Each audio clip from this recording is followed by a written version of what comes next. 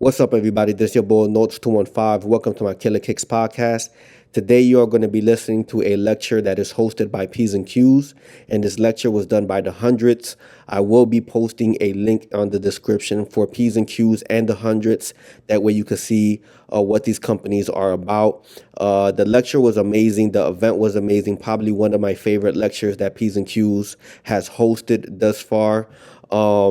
Some of the questions that was asked, you might not be able to hear it too much, but you are going to be able to hear what was their response. So without further ado, let's get into this lecture.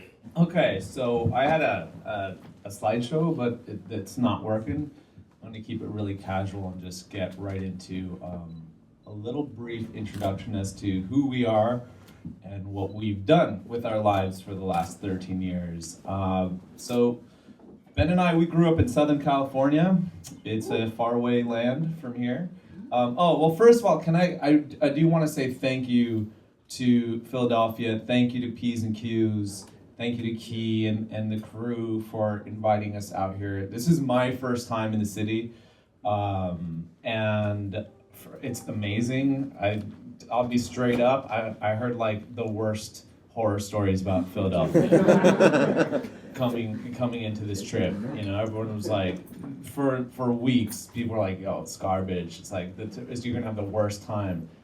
And we came here, and I've just been blown away by the people, the food. I mean, we had good weather the last couple of days, so that helped. But you guys have such an amazing thing happening here.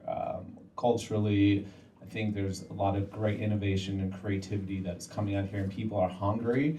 We can really feel that.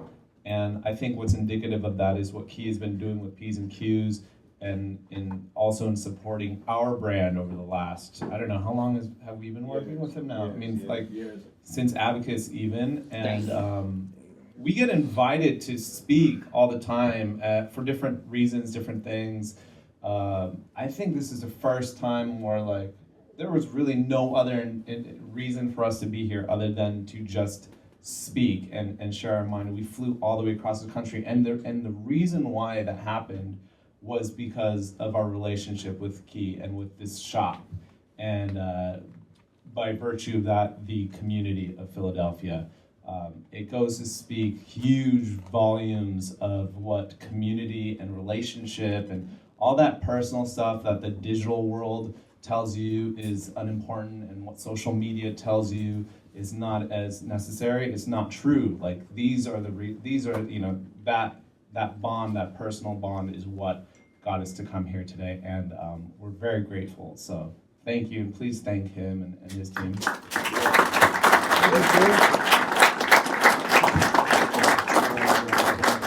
So that's enough. Ben and I, we grew up in Southern California, very different backgrounds. I grew up in the skateboarding, punk rock, hardcore scene. Ben grew up in the hardcore, in the hip hop scene, kind of just being a fan of hip hop music and graffiti art. That's kind of what it was like to grow up in California in the 90s. Everything was just starting to blend and explode and come together subculturally. It was really an amazing time to grow up.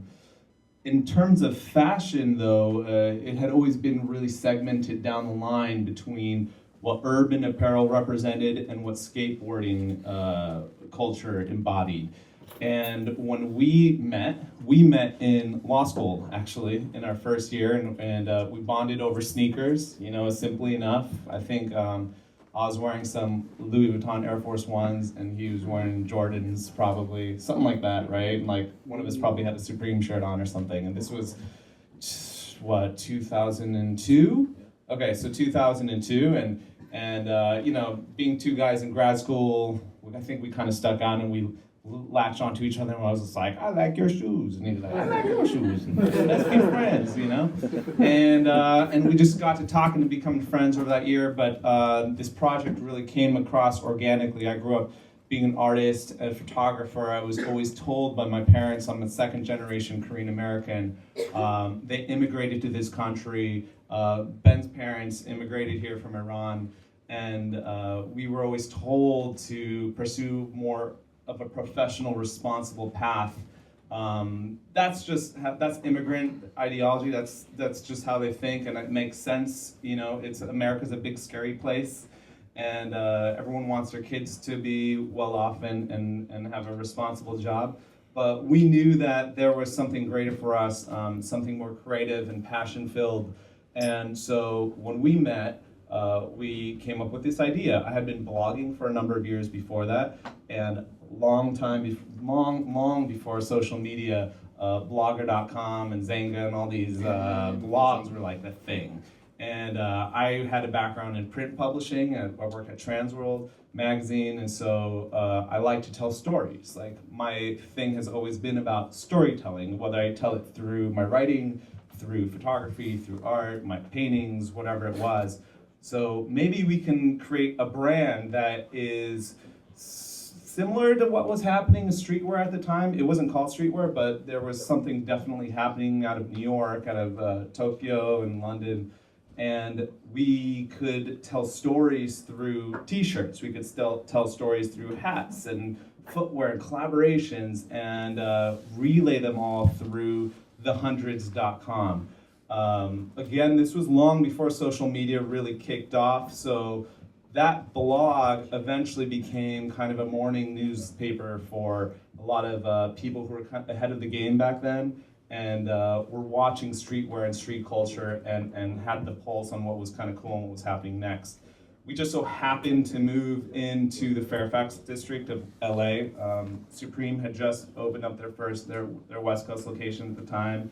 There was no one else on the block except us, and we just started reporting from the culture of Fairfax every day. And you got to remember, again, streetwear at the time, it was not in LA. There was Undefeated, Union was holding it down on La Brea, and there was Stussy out of Orange County.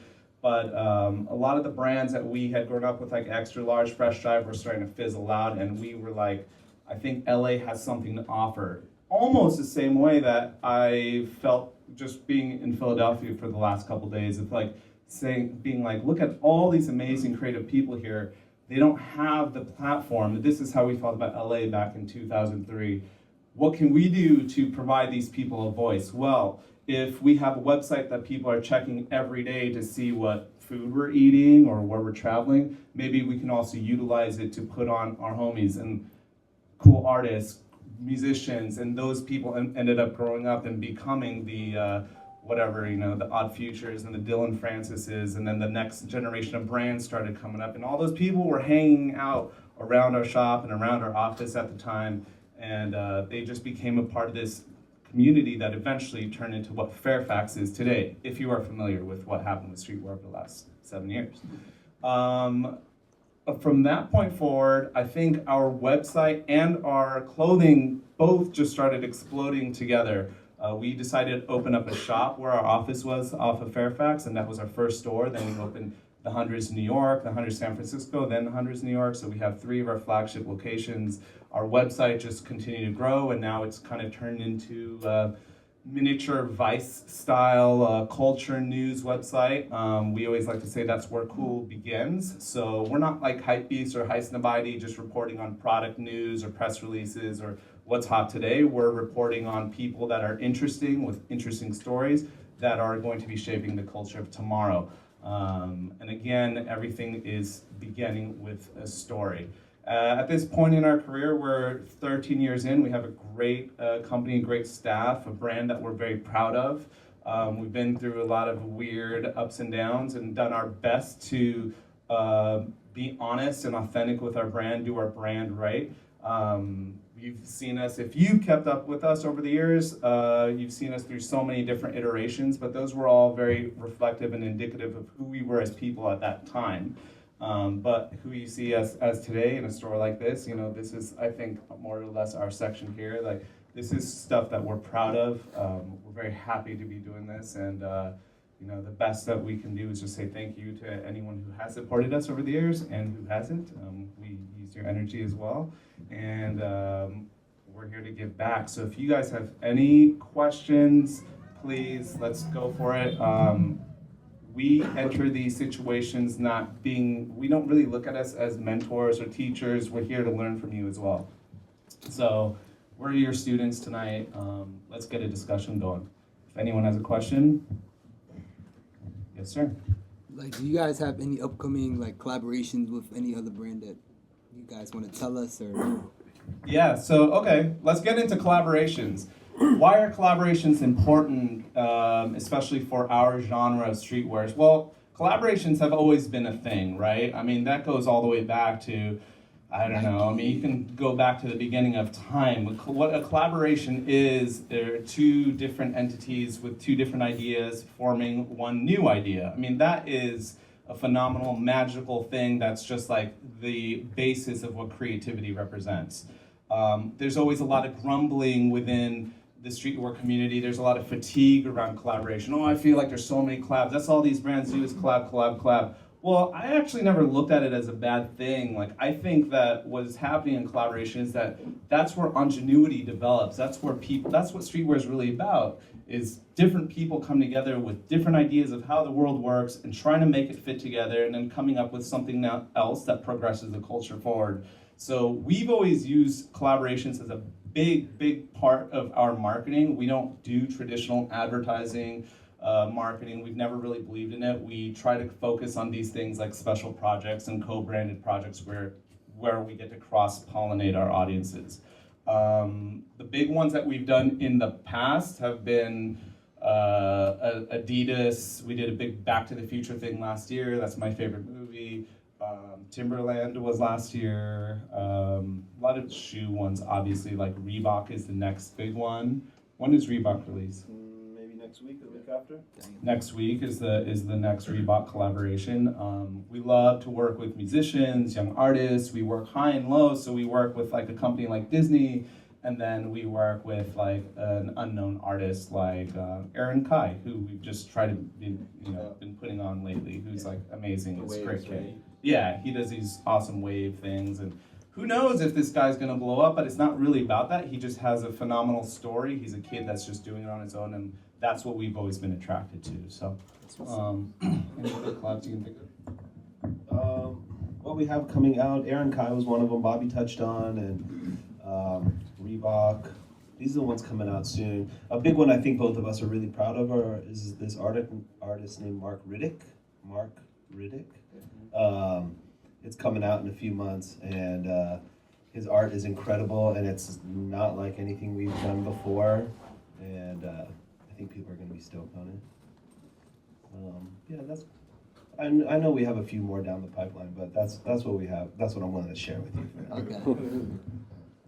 Next question. You got something? Oh yeah, about Mark Riddick. Does anyone know who Mark Riddick is or why he's relevant right now especially? He is, so my neighbor across the street owns a death metal label, and I was asking him for advice on who we should be working with in that realm of that style of art. It's just something that I've just been really drawn to lately. And he's like, oh, you got to work with Mark. You know, like all the references I give him, he's like, those are all Mark's work anyways. He's a good friend of mine, work with Mark. So we've been talking, we started working, and this collection of t-shirts is about to come out soon. It turns out that he's the guy who did all the Bieber merchandise. Like all that lettering and everything that you're seeing that looks all metal, it's that guy. So we didn't even realize that till we were done with our project. And so, it's interesting. But again, that's one of those things where for us, the story was greater than what he had done and the hype around it. Like, we don't really care. Like, that's cool that he did the Bieber thing, but our stuff looks nothing like it. No one will probably ever know.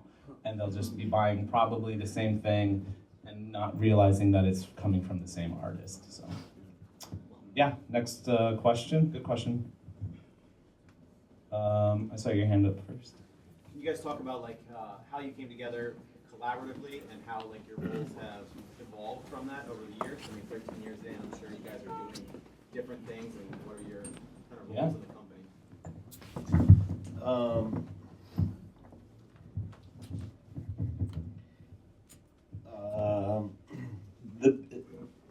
Bobby and I have actually always pretty much stayed in our lane as far as our roles and responsibility.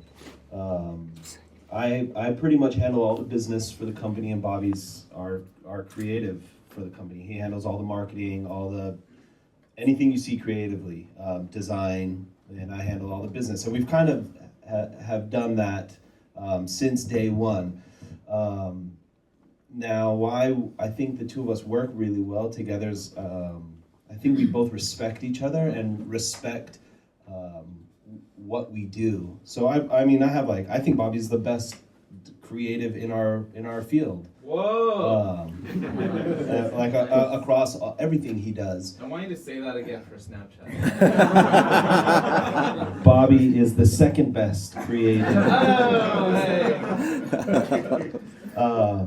And I think he feels the same way about me too.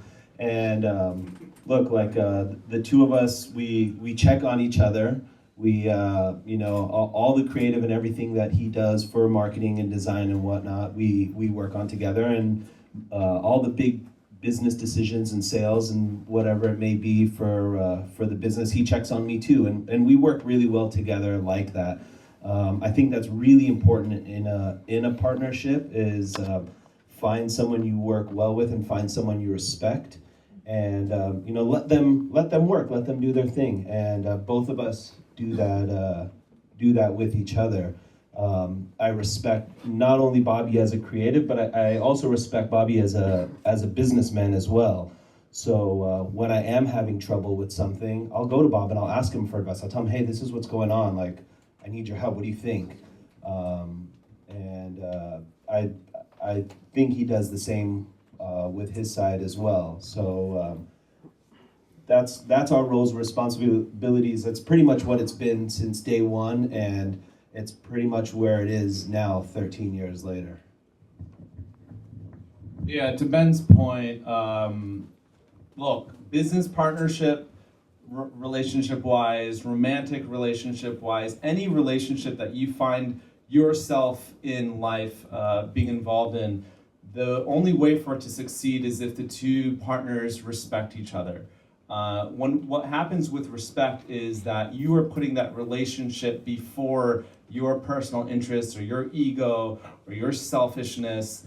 And as soon as that starts to evaporate, the partnership is doomed. You know, for Ben and I think we've always, we have egos that can barely fit into this room. But when it comes to the hundreds always comes first. And there are things that we've always personally wanted for the brand and for our personal careers. But at the end of the day, the hundreds has always taken precedence. And sometimes it's not even exactly what I wanted, but for the sake of the brand, we listen to the brand. For the sake of the community and our audience, we take care of them first, as opposed to what's best for us. And that always helps us and benefits both parties in the end. And yeah, like Ben was saying, look, Ben is also one of the most creative people I've ever met, even though people want to consider him an artist. So he has empathy towards what I do and what I contribute to the brand. Same with me, and like he was saying with business, I'm not a business guy, but I think I'm shrewd enough to understand the mechanics of what goes into business and running a proper organization. And so I can empathize when he has to make decisions. So, I think we both like to eat a lot of food. So that helps also. We just come together over food. You guys have such good food in the city. Yeah. We ate, where did we eat yesterday? We ate Pat's and Gino's, and I know that's like a touristy thing to do. I know, we're supposed to go to gyms and no, I know, what's the Ishka Bibbles, but we did that for the snap. Had to do it for the snap.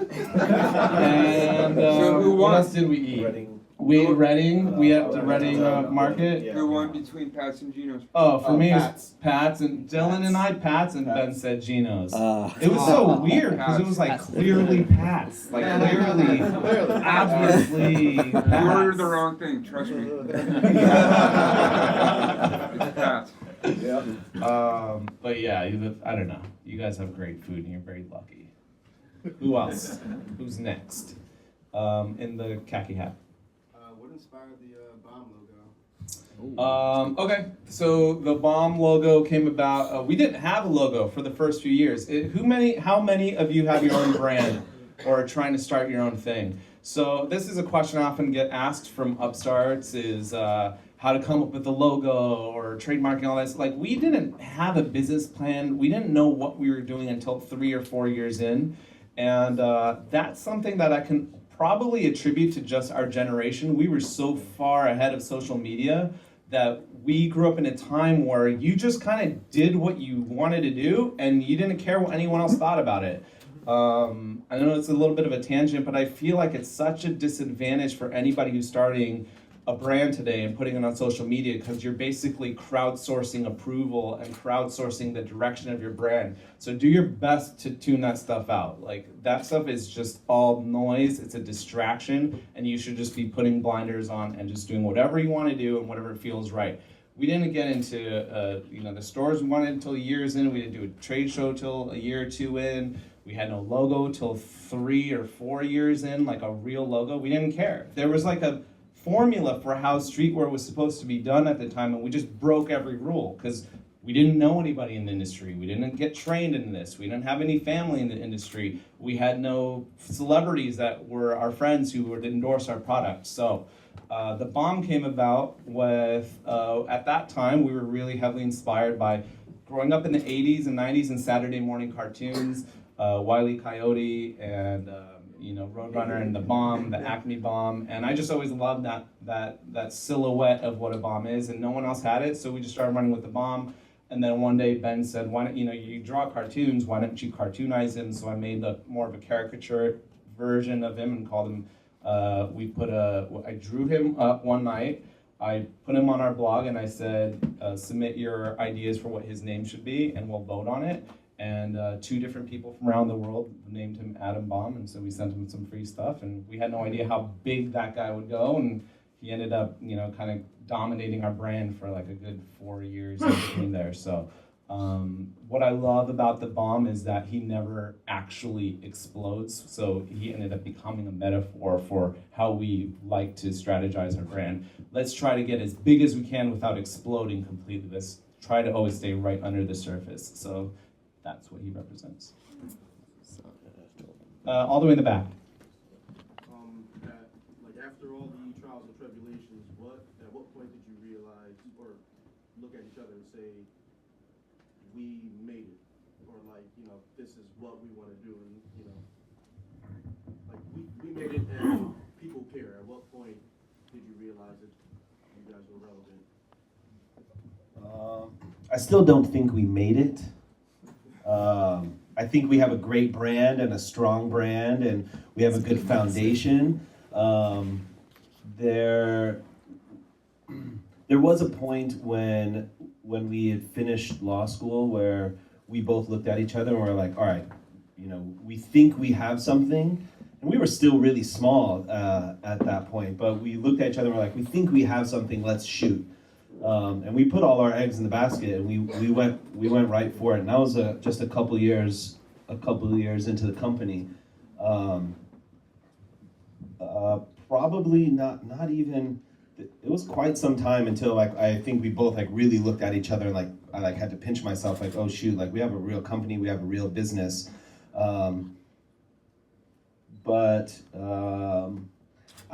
If I really have to pinpoint one specific moment, I remember a few years ago was our 10-year anniversary, and we threw a big party at Disneyland. And I remember that was there was a few times that night where I was like, wow, there's 1,000 people here, more than 1,000 people here, I think, a couple thousand people here, and they're really here just to celebrate us and our anniversary. And I remember telling Bob afterwards, we carpooled there and back, and I remember telling Bob afterwards, wow, we actually did something really special. We have something really special here. But still, I follow that up with, I still don't think we've made it. I still think we can be bigger, better. I think we can be better. I was talking to Key about it. He had asked a question, what's next for the hundreds, and what are you guys doing? And I told him, I said, look, we could be better. We could sell better in your shop, right? And he's like, you guys sell well. And I was like, no, we could sell better. And he's like, yeah, you could sell better. So our goal is always to be better, make better product, do better projects, trying to be the best at what we do. Hopefully we never get there, and we just keep chugging at it, and we keep going after it. And I think that's what drives me to go to work every day.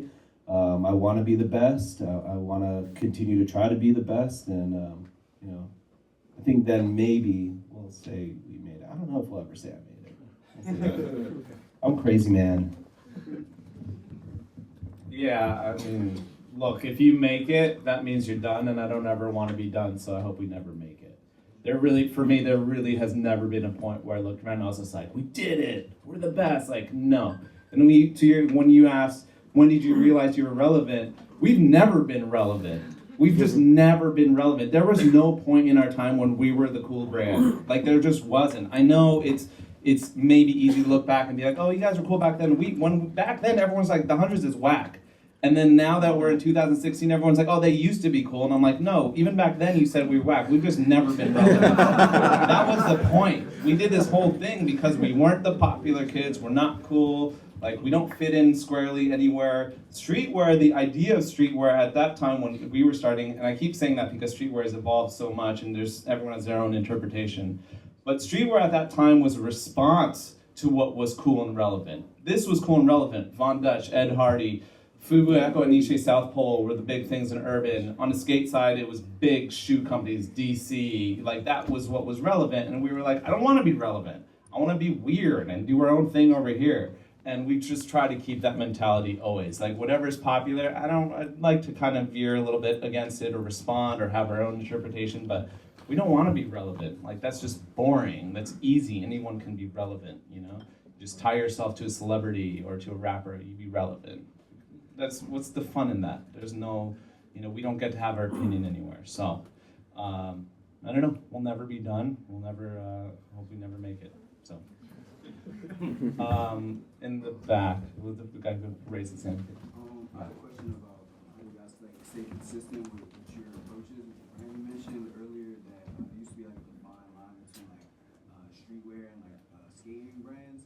And I'm curious though how you guys maintain consistency with what you guys' values are in your brand with a lot of high-end designers collaborating and aggregating their brands with more street apparel and street brands. How do you guys stay consistent with your brand? Yeah, we live in a really, what a time to be alive. We live in a very interesting time where streetwear and high fashion and skate is all kind of blending, and it's hard to distinguish what's what from each other. For us, we've just never really paid much attention. Look, I'm not a fashion guy. I never cared about fashion. It's just not my thing. Streetwear right now, a lot of the news blogs, they like to report on what's going on in high fashion on the runway, Paris Fashion Week. It does nothing for me. It just doesn't. I didn't do this to get into fashion. I don't care. I don't think that stuff's cool. I think a lot of it is classist. It's elitist. I think it's alienating. And we did this to relate to people and to draw community. We like to make stuff that's nice, so it's a little expensive sometimes, but it's affordable and you can wear it. Like, anyone can wear a t-shirt, anyone can wear a hat. Like, when it gets all weird and cerebral and heady, it's just like, that's just not for me. So what we've always done is just pay attention to our brand. We refer constantly back to the motivation we had when we started this thing when we were 23 years old. What were we trying to say? What were we trying to do? We were reacting, we were responding to popular culture. If everyone's going this way, we wanted to go against it. So we're just being mindful of that. We just don't really pay much attention. I don't check any of the news blogs. Like, I never even really know what's going on until someone on my staff tells me, oh, like, this brand is hot. Like, Vetmonts is cool right now. It's like, okay, that's sick. Like, that does nothing for me. I don't care. It's a great brand. It looks cool. Like, everyone's wearing Thrasher hoodies now. Oh, sick. I used to wear a Thrasher hoodie when I was 8, like, in the 80s. Like, skateboarding, sick. Like, that's great. But what we do with the hundreds, we've just created and developed our own universe, our own ecosystem. We just have our own references, like our own life experiences. And sometimes we're on trend because of it, and sometimes we're far off the path. And you guys know exactly what years those probably are, and it's just like sometimes the pendulum swings in our favor and sometimes it doesn't, but we don't care. We just kind of stick to what we do and what we like to do. The number one goal for our company this year is just to make stuff that you're proud of. I want everyone in our company and on our staff to be proud of what they're doing with the hundreds, whether they're working retail, whether they're crunching numbers. I want them to be proud of what they're doing, because if they're not proud of doing it, then what's the point? That is most important for them, for everyone working within this organization. So we just make stuff we're proud of. To answer your question just a little bit, Bob answered pretty spot on, but it's something that Bobby taught me years ago, and I've kind of it's stuck in my head and it's always been is you gotta just keep doing what you're doing. Don't get off your path. We're a Southern California brand, Los Angeles lifestyle, California culture, and look, like it's very easy for us to go this way or go that way. And trust me, we've gotten very close to doing some of those things. But in the end, we always try to remind ourselves, no, like this is what we are, this is what we stand for, and we just keep beating ourselves over the head with it. Don't forget, like this is what we are. Like don't, just because XYZ brand is doing this new cool thing, like, you know, let them do that. That's what their brand is. Like we're the hundreds. Like stick to the hundreds. Like this is brand. You gotta. It's branding. Like you gotta keep reminding people this is what we do. This is who we are. This is how we look. This is our aesthetic. I'm thinking right now. I see Carhartt on the shelf here. Carhartt's been around for 100 years, right? And Carhartt whip, it's been around for not 100 years, but it's been around a long time too. But I in my head, I know what Carhartt whip looks like. They do the same thing every single season. Make the same product every single. It's a little different here or there, but I'm sure everybody here, if you're familiar with Carhartt whip, like you know what you're gonna get season in and season out. And that's our goal with the hundreds also. Like if you're a fan of the hundreds, you should know what you're gonna get season in, season out. And Bob's right. Sometimes the pendulum swings our way and we nail it and we hit a home run. And sometimes it's like, oof, you know. But hey, that's business and that's branding. That's the way it goes. I think that it's we'll be better for it in the long run. And we've been doing this for 13 years. Hopefully in 20 years from now, like you'll still think about the hundreds and you'll look back and say, I remember the hundreds, and you'll look at the product and you'll say, oh, that's kind of the same product they were making, 20 years ago. Yes, sir. How has your brand allowed you to impact your immediate environment? So your community around you. Has it allowed you to what has it done for you in that regard? How has it impacted your immediate community? In Los Angeles, you're saying? Yeah, because for instance, right, everybody wants to, well, I know that there's a passion where typically people who create their own entity, then they're like, all right, now I can finally do this or that in my community that I thought should have been or could have been, but never thought I had the opportunity to do. So now reaching a level that y'all have, and in addition to the amount of time that you've had, y'all been working with Adidas and all of these other companies like that, has it positioned you so that in your community, if you wanted to do things that galvanize the people, that you could do so and it would be intentional as far as like relating to the 100 brand? Yeah, I mean, that was basically the tenets that we were founded upon, was supporting the community. And it wasn't just geographically, although that's what it started off with being. It was about really supporting LA and the Fairfax neighborhood. And then it became really our community online, which went global. So anyone who was like-minded, who shared the same passions, I mean, we like doing things like this, encouraging young brands to start because we did it. And it worked out for us, and we were very happy, and we're very, feel like we're successful people because we stuck to that vision. So it's interesting. A couple years ago, I spoke at Agenda, and there was 500 people in the audience, and I asked how many people have their own brand, and it was almost everybody. And those are all our competitors now. Like everyone who raised their hand here, you're all our competitor, but we still encourage everyone to get into this game because the market can be so big.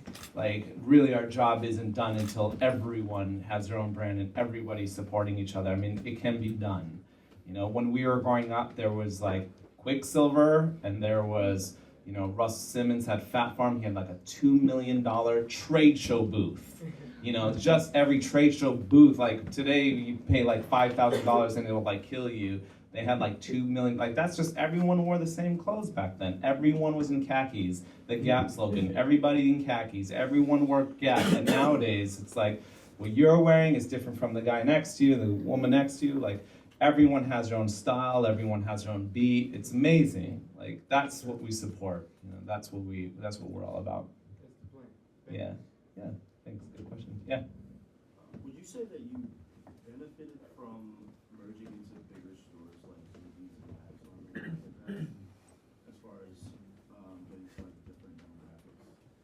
getting to different demos? Yeah, Okay. yeah. So the question is Zoomies and PacSun. We entered, we always had a very independent core-minded spirit with boutiques. When we started the brand, we had 50 initial doors, I want to say, that we wanted to be in, right? When we started this brand, because that's most, again, at that time, streetwear didn't exist. There was only maybe 5 to 15 brands like ours. Like there was like a Mishka just started at the time, Mighty Healthy, Reason. I mean, all these Married to the Mob, like that generation, there was no stores for brands like ours. There were skate shops, and then there was like hip hop, urban clothing stores. So we made it a point to go out there and try to find the few stores that understood what we were trying to do, that had looked up to the same brands as we had, admired what A-Life had done out of New York, and what Neighborhood and Double Taps and Bathing Ape was doing out of Japan, and there's like so much cool stuff happening, but not the right platform for it. There was really like maybe 40 to 50 stores that got it, I'd say, like in the world, and Mason was with one of them back then.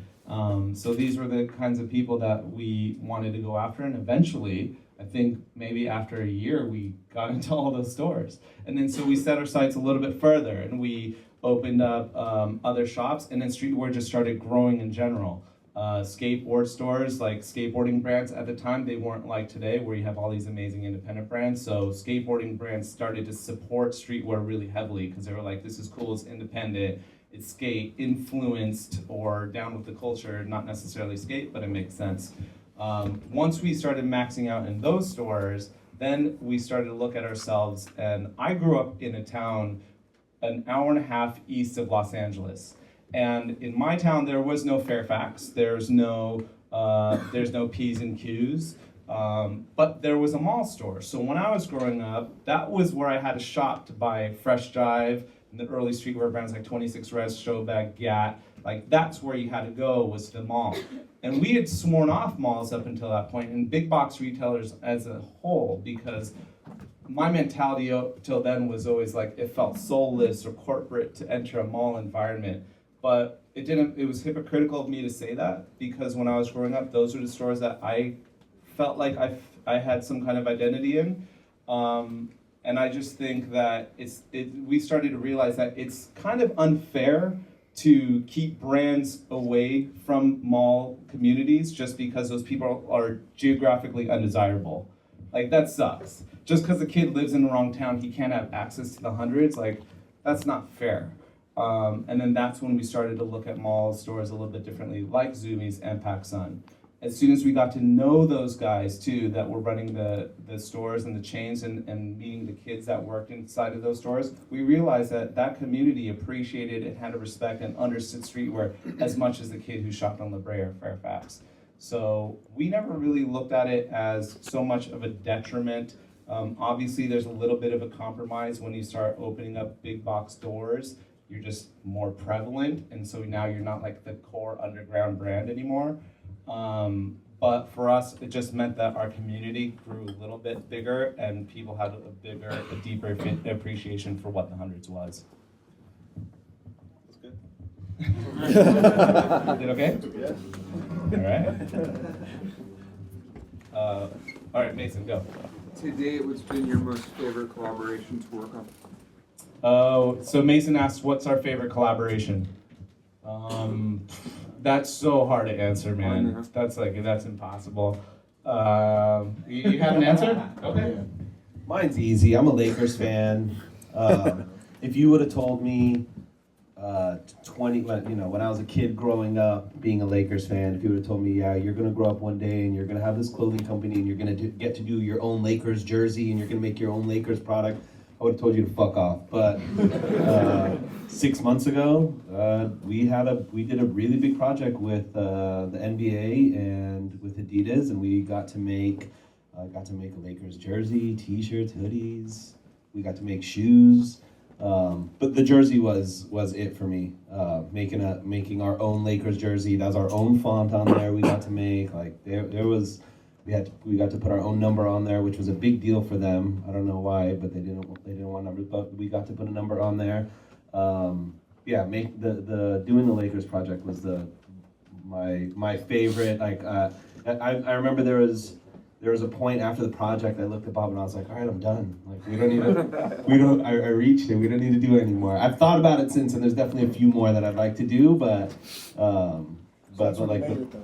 Yeah, we made it after the Lakers. But like, yeah, after the Lakers, I was really proud of myself and proud of our team for making that project happen. And it was a stroke of luck. It just landed right in our lap. We didn't even ask for it. They came to us and said, hey, like, are you interested? And I was like, go right now before they say no. Like, say yes. Like, make it happen. Yeah, that's my favorite. I can't. Again, like if someone would have told me when I was a kid you get to do that, I would have told them no shot. But we did it, and I'm very proud of it too. Yeah, I don't know. That was a good one. That was You good. don't have a favorite, Bobby? Oh man, I mean, I loved working with Garfield. That's how I learned how to draw growing up. So I was that kid that had the Garfield bedspread with the Garfield alarm clock with the Garfield toothbrush. Grew up, got to work with Jim Davis himself. He actually blue line comic strips for us, including Atom Bomb. I mean, that's amazing. That's an amazing feeling. Like flying out to Muncie, Indiana, to a farmhouse and like working directly with him. That's epic. Working with Disney was our first big corporate type of collaboration, and we got a lot of grumbling at the time, if you can imagine.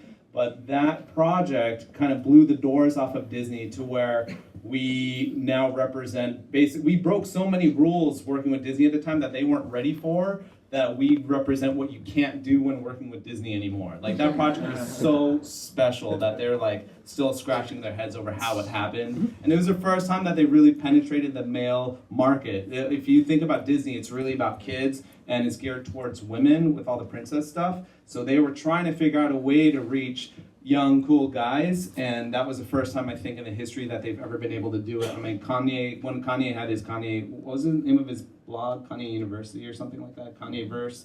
But he used to have a blog, and he wrote a blog about it. I mean, that thing, if you Google it, it still has legs.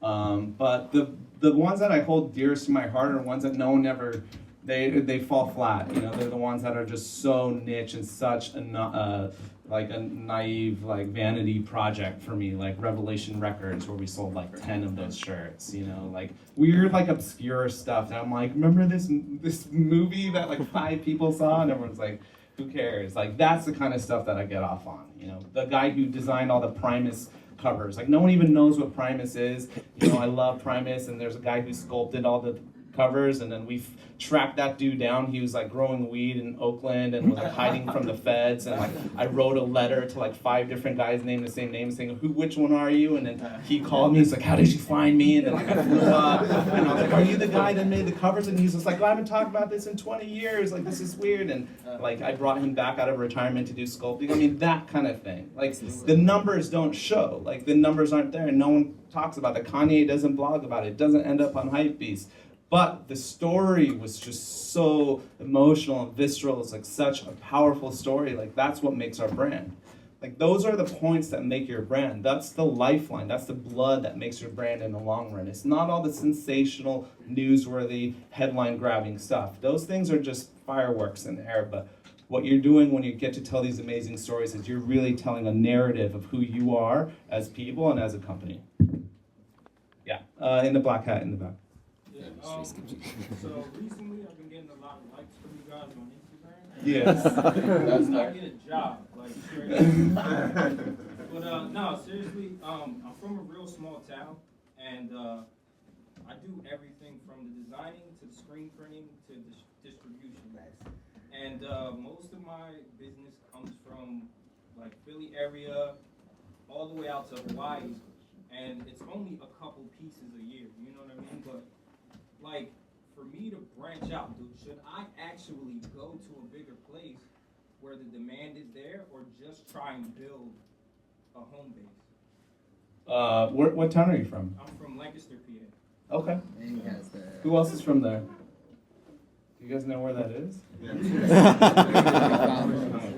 It's Amish country. There's a city there, but That's awesome. I think you should use that to your advantage. I think it's cool. I don't know. Look, it's easy for us to say because we're from LA, but if you want to look at it, I mean, it's all relative, right? Again, like LA at that time was not tight. It was Paris Hilton. It was like super corny. nobody looks at LA as cool art, design, fashion the way it is now. Like now LA is kind of like, it has a lot of art galleries and it's kind of like a cool thing. It was super tacky to say you're from LA. Like when we would travel to New York and go overseas and they'd be like, yo, you guys are from LA, you're trying to start a streetwear brand, like you're mad corny. Like you guys won't be able to hang. Like, oh, you're gonna put like bedazzle your trucker caps? Like, what are you gonna, you know? Like it wasn't a good look. So look, it's relative, right? But we were like, no, that's not true. There's cool things happening here. I can put my community on. I try to tell everyone who has a brand, work within your community. Work with that first. Like that organic word of mouth, familial nature that happens within your community, where like the gas station attendant knows your name and the guy who's serving you is wearing your hat. That goes a long way. It just takes time. It just takes time. It just won't happen overnight, but the best things don't. Like you want to be in this game for a long time, just let it mature and organically grow. So I'd say stay put. You don't need to go to a big city. That's great advice from Bob. I'm going to give a little different advice. I think Bob's right. I do think you need to really grow within your own community. And I think that at a certain point, you might look at yourself and realize like, all right, I think I am ready to move to like the big city and to grow my brand just a little bit more. And maybe you'll make that move to Philly. Maybe that's the next step for you. And maybe you come to Philly and your brand grows even bigger and you're like, oh, maybe I'm ready to make the move again and I need to go to New York or I need to go to Los Angeles and take the next step to make your brand even bigger than that. I think that I have this philosophy with business that you kind of stay in the building you're in until you've absolutely outgrown it. Like you can't breathe anymore in there. You can't move anymore in there. Like you absolutely have to move. And even if you have 1 inch to grow, like I still wouldn't move. You just got to grow that 1 inch and you got to get past that inch until you move on. And so if you feel like you have a lot of room to grow where you are, flourish there, become the best there, be the biggest there. And then once that point you've reached that point, maybe you look at yourself and say, okay, maybe it's time for me to move, be somewhere bigger and spread my wings a little bit wider. So, and also keep in mind, you have the internet. It's a whole new day and age. Like you can do a lot from a small town with the World Wide Web. Nobody knows how big or small the city you're from, right? Nobody has any clue. Like they don't know where, they just know your brand. And you could be as big as you want. I mean, Bob talked about working with Garfield, right? Jim Davis had this little cartoon idea, Garfield. He's in Muncie, Indiana. I remember Bobby had to fly to Indianapolis, drive hours to get there. It's like a small town right? The whole city was Garfield, right? There's like it's not a city. It's just one. The town. It's like one barn house. Yeah. Like no joke. And maybe that could be you, right? There's no. You never know. So dream big. What do you got? Yep. So going further, like with your brand, what are you guys looking for in collaborations and like with certain brands? And also, would you guys consider collaborating with like a small startup brand to give them that push into like the streetwear world? What we look for in projects, collaborations, it just a lot of it for me is it just has to make sense. They've got to align with what we believe in and what we do, what we're trying to push. Bobby and I grew up with two completely different backgrounds, so we're lucky in the fact that we have a lot of influence on the hundreds, and we can pick from all different.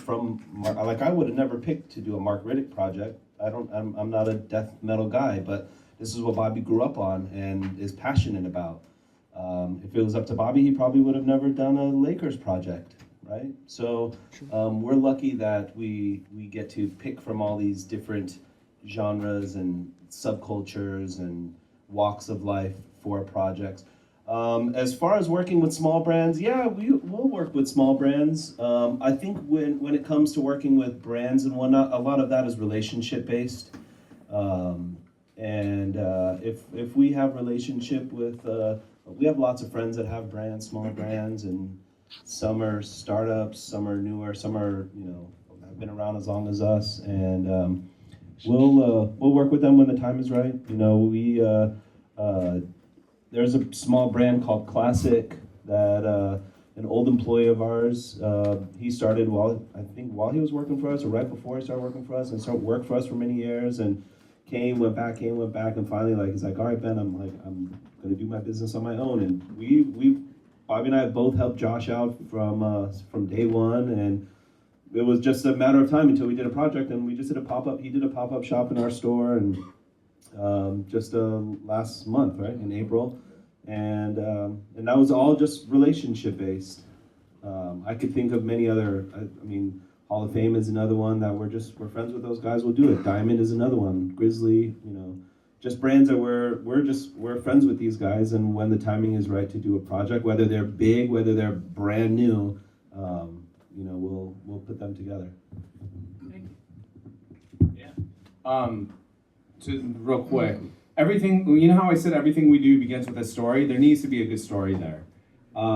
Nothing is arbitrary that comes out from the hundreds, and that's one of the gripes I have with a lot of modern fashion, or a lot of what you would consider streetwear today, is that there isn't any real substantive story there, and that's fine. That's just kind of how the internet is. It's just non-linear, and people just are like, when I watch a lot of designers now, how they work, they're like, I want to do that, but with this and with that. And it's like, what's the story? To me, story is so important. So, I'm looking at our rose hats. They're very popular right now. They're these dad caps with the rose on it, but people don't know that rose was pulled from a bigger pattern that we had made, and that came from Latino culture, and it goes all the way back to LA lifestyle. The reason why everything we do is half cut in half between blacks on blacks and all color, like how Ben and I dress always, that's rooted in something. That was growing up in the 80s. In LA, it was all about wearing black on black. It was the metal scene, it was NWA, and then what started happening in the 90s was rave culture, independent skate brands started popping up, and then a lot of color started exploding. So we take both the 80s, that represents 80s and 90s for us, and that's what the hundreds is. So when we do collaborations, there needs to be a real strong story there for us to be able to tell before we even talk about doing collaboration. I think a really good example of that is this Reebok shoe we have coming out in a couple weeks, or next week, whenever it is. But that shoe, it's a classic nylon. My brother and I, that's the only shoe my mom would buy us, because it was $30 at Ross or Payless or wherever the hell she would get us our shoes from, and they were really cheap, and she would buy me a new one every few months, because they were so cheap and they would blow out, and we were kids and we'd beat them up, and that was our shoe. Literally for years I wore classic nylons, and we've been working with Reebok for a few years, and we did a couple shoes with them, and finally I went to them. I was like, all right, look, I have to do this no matter what. This is one of my dream shoes. I can't even believe I have the opportunity to ask you to do it. And they said, cool. And so it's coming out next week, and it means a lot to me that we have this shoe coming out. Go ahead, I'll get you one. From your time that you spent in Philly these past few days, how do you feel about the streetwear scene? Because growing up in Philly, like you said, streetwear wasn't really a thing. You only had 5 to 15 brands. It was always 100 shirts, Stussy shirt, chinos, and either SPs or Jordans. But when your past few days here, what do you feel? How's it evolved since, for the city at least? I feel like it's gone in the direction that streetwear has gone, which has grown up a little bit. Streetwear has grown up, and I see it in this city here. We keep asking the question, where's the streetwear store in Philly? And there isn't really a streetwear store in Philly. Well, how about this? There isn't a streetwear store by our definition of streetwear. Streetwear has evolved from what we started and where we came, but the streetwear that was within, it's not really here anymore. It's streetwear has grown up, but I mean, this is still streetwear. Whether you're wearing Crooks and Castles and 10 Deep in the hundreds and Stussy or not, this is streetwear it's Carhartt, and I don't even know what's on the shelf. But Ps&Qs is a streetwear shop. It's just everyone has gotten a little bit older, and I think it's great. I think that's how it should be. So, what do you think streetwear in Philadelphia, Robert? It bums me out that there's not a real true streetwear store here. It really does. I think someone should do it. I don't know why you don't. And if you think, oh, because the market's not there, then make the market. Is there a pure streetwear store left here? Not right now. There's none. There used to be. Used to be a few of them. Urban Yeah. Outfitters. Yeah. There's so many good, great new brands coming up right now, guys. You don't like if you were to build a store like that, you don't have to put a brand like the Hundreds or Stussy or any of the brands from our generation in it. There's like a whole new set of brands. There's Born and Raised and Midnight and Carrots and Brain Dead. Pleasures, Brain Dead. Yeah, there's a lot of new brands. Antisocial, like that, yeah, like, and then I'm sure in your city there's probably like 50 kids that are starting up their own brand and doing it well. And you can create a community. You can create a store just for that, and you can get a base to rally around it. I don't know. I think romantically, I think that could happen, but why not? Like, you don't have to let it die out here. Someone do it. Mason, bring it back. Come on, Mason. I'm good. When you get the heater on, it's freezing.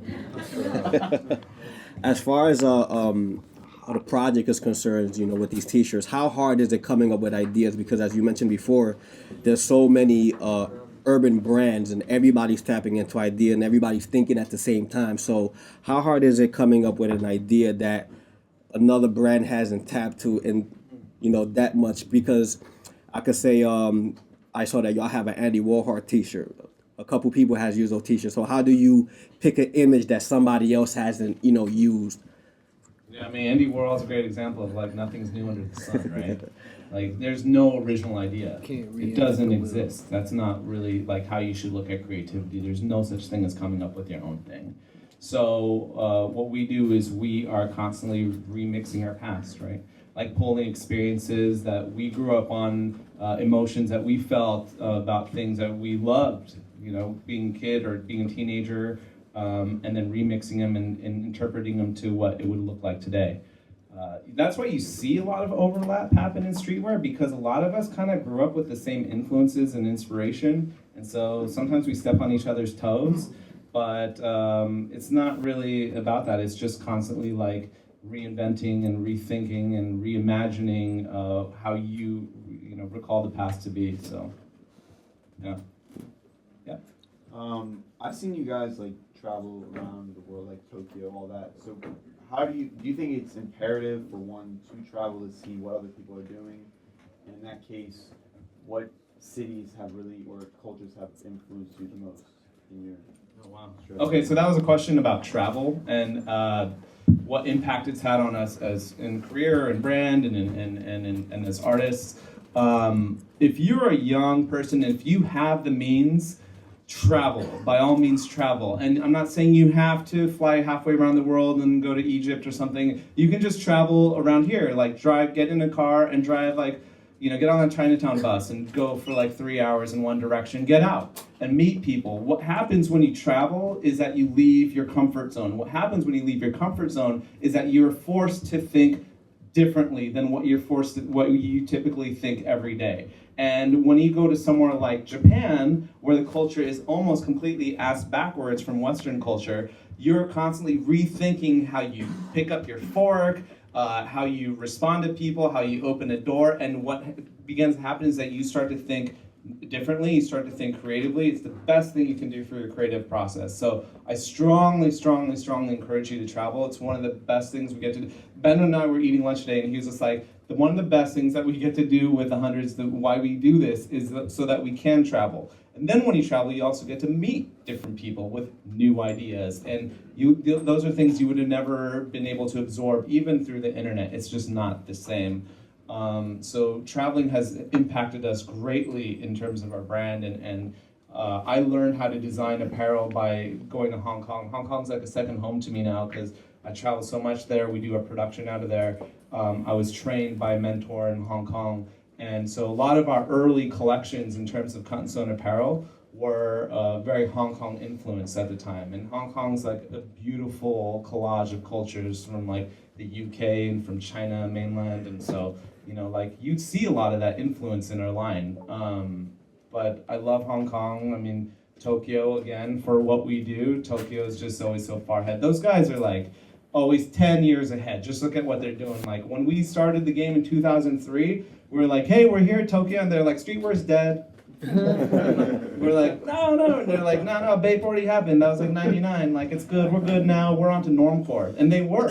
They're like, we don't want any more streetwear. We got a few streetwear brands, like, what about normcore? Everyone wants to just wear Uniqlo now, and just like, not wear any brands and no logos. And we're like, okay.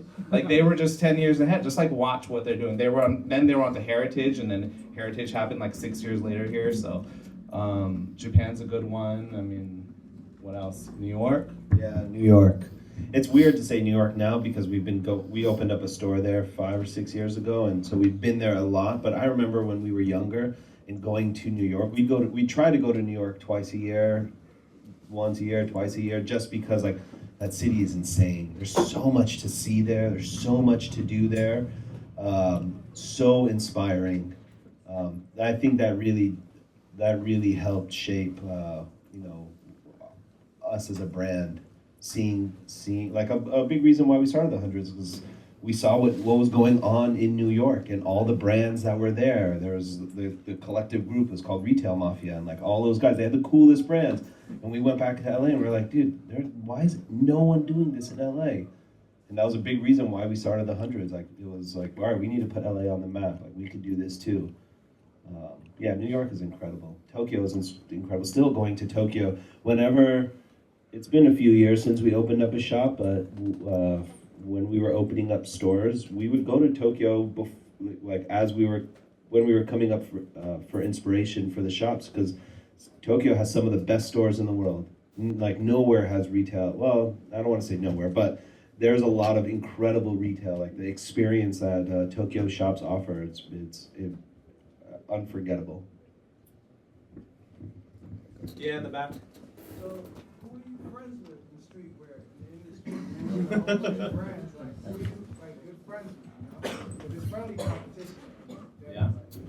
We're friends with I don't know who are we. We're close. I guess Nick Terche, Nick Diamond from Diamond Supply Co. is a pretty good friend of ours. The guys that own Hall of Fame are pretty good friends of ours. Sean from Grizzly is a pretty good friend of ours.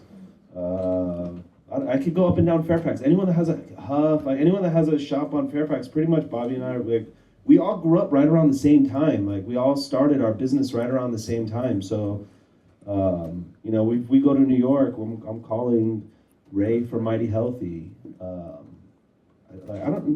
Everyone that's kind of in our world, we've become pretty friendly with, and we're good friends. So there's really no one in what we do that I don't like. Really? Yeah, except for one person. But except for you. But yeah, no, we're all going after the same goal, right? So Actually, I have a funny question. How did that Ben Baller episode come about? And if that chain is still in existence? The chain, we saw the chain. Absolutely. Paid a lot of money for it. Does anyone know what he's talking about, the Ben Baller chain? Did you watch this YouTube episode? Yeah. It's the world's most expensive chain. It's what is it? $3.2 million? YouTube it. And then also look at the upload date on that. That'll explain a lot. And the hat right there. Was there like a certain piece or like collection that really turned the Hundreds around? Like, I know you guys said earlier you guys like never made it. Oh yeah, I mean we've had some landmark pieces early on in the brand. This is again before we even had a logo. That we made a shirt that said "Hip Hop is Dead." I pulled it from like there used to be a saying like "Punk is dead," and so at that time I felt like hip hop had died in reference to some of the luminaries had passed, right? So like Big and Pac and Big Pun and Big L, like all those guys. So we put them on the back and said hip hop is dead, and that like made a splash. That was I think our first real big hit. So we could not keep that shirt in stock, and it reached everywhere. Like I remember Dame Dash was like pissed off about the shirt. Like Jay had seen the shirt. Like at the time, it was like a big deal. And then Nas named his album Hip Hop Is Dead like 4 years after that. So what else was like a big one? We did a collaboration with this guy Usugro. That was like the first time that we sold like 100 shirts like right away. He's a Japanese tattoo artist, and it just looked really sick. And then probably a really big first big hit was we did this all over print paisley pattern, and this was like a year before all over print really exploded. And there were these hoodies with all over print little paisleys. It's honestly like the most ugly thing you've ever seen. We have it like, out right now. There's a pair of we redid it now. We redid it, and they're on. We have them out in the summer collection. Yeah, in shorts. We made them into shorts just as like a throwback. But at the time, look, like streetwear was really early on with the all over print thing, and it just blew up, and we didn't anticipate what was going to happen. So the way we ran the company at the time was just like I literally built like the website myself through Dreamweaver, had a PayPal shopping cart, and there was no way to turn off the PayPal at that time. So if like people were ordering, it would just like keep going even though we didn't have the inventory. And Ben was like, all right, we should put out the hoodie tonight. And that afternoon, I took a photo for our blog, and it was Mega, he hadn't started Black Scale yet. He was still working at Huff. It was Mega, Nick from Diamond, our friend Pepper, who passed away, a few other guys, and we pulled up with the sweatshirts, and everybody wore it. I took a photo, put it on the blog, and it just went viral. And that night Ben was like, "Oh, you should put them up in our online shop." So like I posted them like at 2, 3 in the morning. I was like trying to figure out all the JavaScript and HTML, and I'm like, I don't know what's happening. And like I just uploaded it, and I was like, I gotta go to bed. I'm turning my phone off. Like I don't want to be bothered in the morning. And the next morning, my girlfriend was pounding on the door. She's like, Bobby. And I come outside, and she's just like, what's going on? Like, you haven't picked up your phone. She's like, Ben's going crazy. She's like, you gotta talk to, and I'm like, what happened? She's like, your sweatshirts are like going nuts. Like we had sold, I don't know, how many, like, do you remember the number? No, I don't remember. It was a lot. It was like tens of thousands of dollars, right? Which to us at the time was like, what? Like I lived in like a little studio apartment. I was just like, what are you talking about? We didn't even have the inventory to fill it. So he was like, turn the website off, turn it off. Like we can't fill these orders. And we show up, we go to our office that day, like a couple hours later, and we're like, okay, it's time to celebrate. And we like, treated ourselves to like a nice lunch. Like that was like that was like a huge milestone for us. But that was probably the first big hit. Yeah. Yep. Is there a reason why you guys don't sell like the traditional Adam Bomb colorway? Like, Yeah. so rare? Okay, so Adam Bomb, you guys know what he looks like, right? So he's black with a red and yellow spark. We've never actually just put him on, especially a black t-shirt. You'll never see that. And the reason being is that you don't give your customer exactly what they want. You always gotta make sure they stay a little bit hungry. If you feed them entirely, they move on. So it's like just something that's a little bit out of reach always, keep them hungry. And the red hat in the back.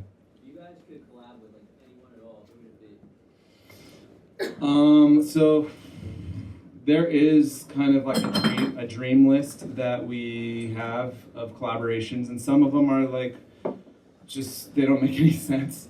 But I don't know. I mean, who's still left on that list? We've knocked a lot of them out, to be honest.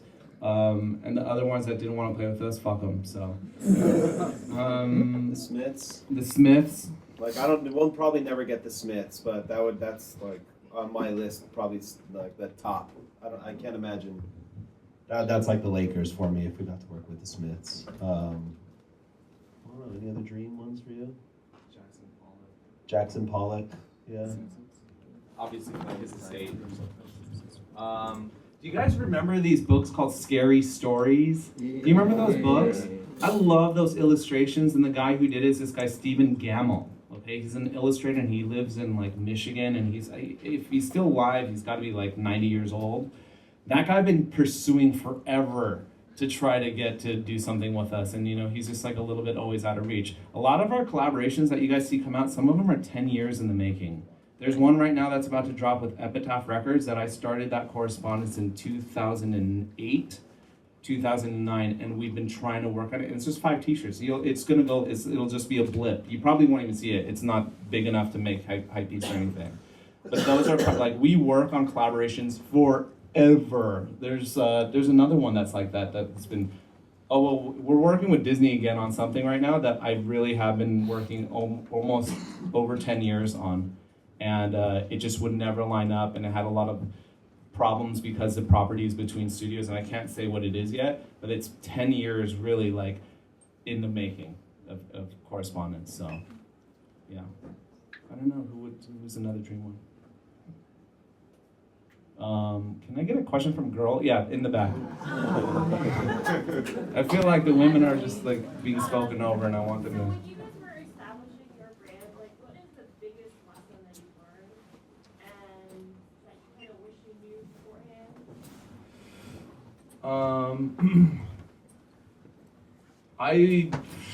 I think it's better to be naive. I think people know too much now. I really do. We had no clue what to do, and no one did. There were no rules. And it's starting to get like that again because of how the internet and the retail space is working with fashion just going direct. So like a lot of rules are being broken again. But when we started, there was no rules on how to do anything. So we just made it up. And we never knew what success or failure was because no one had set precedents before us. So we sold, let's say $20,000 of those Paisley hoodies. To us, it was like, wow, we nailed it. We like did something amazing. It's by today's standards, someone else would be like, are you kidding? Like Antisocial Social Club sold like $1 million of those dad hats last week. And it would just be like, oh, well, that's a bummer. So, I don't know. It just, everything was at our own pace. I don't really have any regrets. Like, I don't really look at success and failure as two different things. Like it's totally relative. A lot of things that we thought were great for us ended up being bad, and a lot of things that we thought messed us up made us better. Like we thought there was a few times in the company where we thought we were out of business, and those were the best times the best things that could have ever happened to us because it knocked sense into us or shifted our direction with the brand. So I can't think of anything. I don't have any regrets either. I think all the mistakes we made, we were meant to make them, and we learned from them, and where we became a better brand because of it. The one advice I will give, and I think it's something that Bob and I have always stuck to and have always done, is just work hard. It's really cheesy to say, but it's true. We started this brand 13 years ago, and after doing it for so long, I've made a lot of friends doing this, and I've seen a lot of friends start brands and end brands. And a lot of it, I hate to say, is just because they didn't work hard enough. They didn't want it bad enough. And if you want it bad enough and you work hard enough, and you really believe in what you're doing, you'll figure out a way to make it work. So that's for everybody. It's really important. Work hard, I promise. It'll pay off. If it doesn't pay off here, it'll pay off down the line, I promise. I'm gonna tell my son that also, hopefully he listens. Maybe a couple more? What do you got? When you were, as you stated, you're trying to establish your brand, you want to keep it organic. Did you, try to keep it exclusive, take pictures of people wearing your, logo, your brand, or do you necessarily, give it out to everyone so everyone can see it?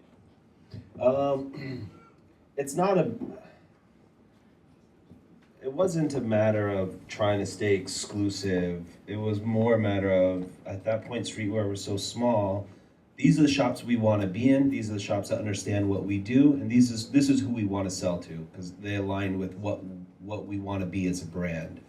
And as far as giving product out, I mean, we didn't know anybody. We just give product to our friends. It's kind of like how we do it now. Like we want our friends wearing it. That's important to us. And when we had first started the brand and we were really small, we gave our product to our friends. And if you were friends with us in LA, chances are you were wearing the Hundreds t-shirt or the Hundreds hat. And it wasn't so much, we didn't think like, oh, we're gonna be exclusive and small and It was just, no, this is how we do business. These are the stores we want to sell to. I still remember I had a whiteboard in my bedroom, and it had a list of 100 stores on there from around the world, 50 stores from around the world, and every season I'd go in and like check mark. All right, we got in here, we got in here, we got to get in here. We got into Colette finally, and that's how it was. Yeah, in the back. Where did you guys go to law school, and did that experience help when you guys were starting a brand? Understand like the logistics of actually start a brand and like all the things that you need to We went to Loyola Law School in downtown LA, and law school did not help with the brand at all.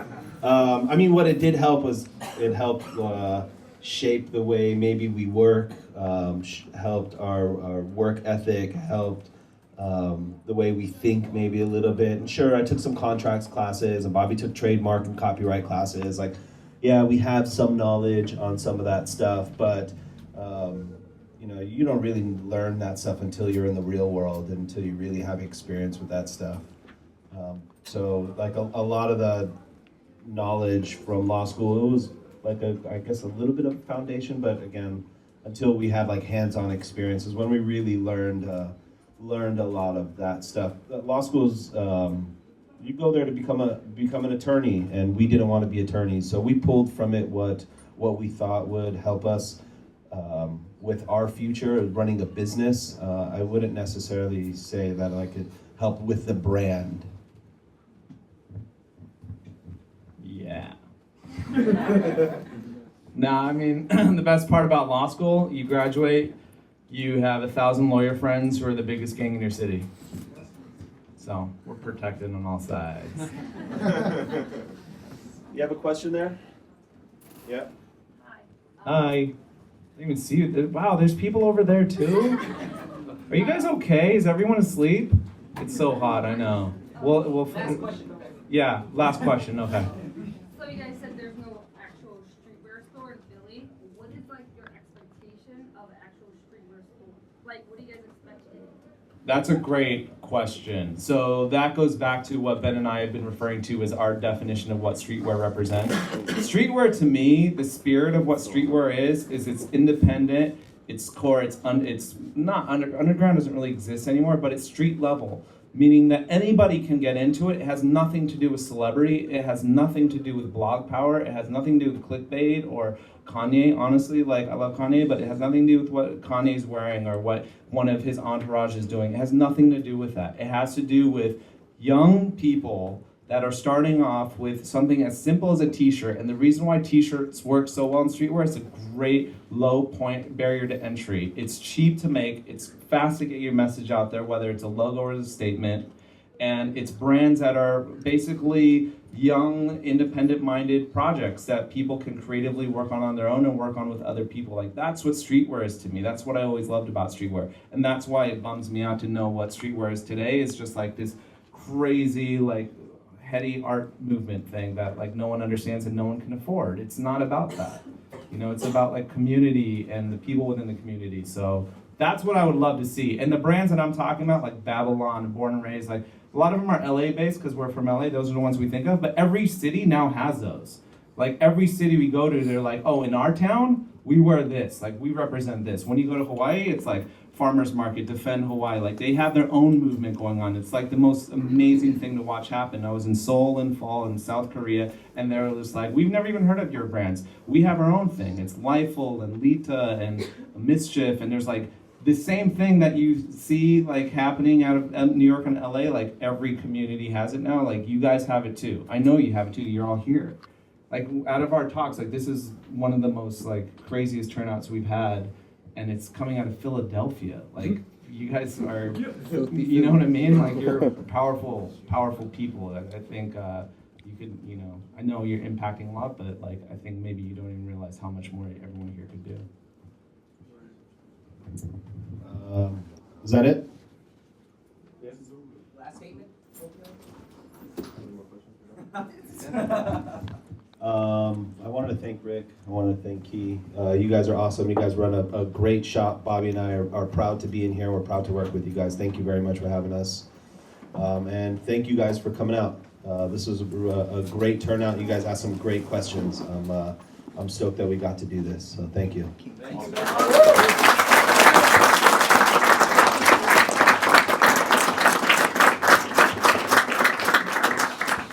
What's next?